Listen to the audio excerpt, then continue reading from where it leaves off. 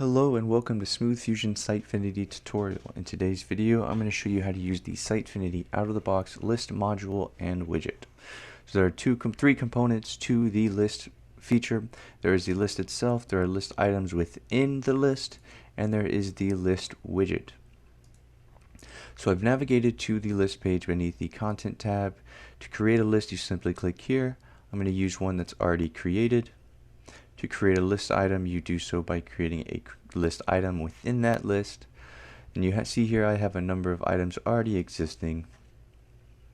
You can control the title that appears with that list item. You can control the additional information with that item because you might have an expand collapse. You can control the expanded collapse copy as well as categories and tags. I'm going to publish that option.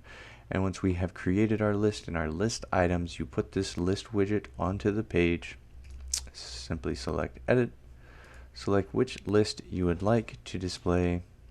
If you can filter it by categories, tags, or dates, you can organize it by a certain order. You can control the template style that you are using, whether it's expanded, collapse, or page list, or highlights, or whatever your custom templates might be. Select what happens whenever those are clicked. Select that, navigate to your front end, and then you could see here is a list that we have, although it is not styled. And whenever you click one, it expands and gives you the entire description that was provided, and whether there's tags and categories that are included or not.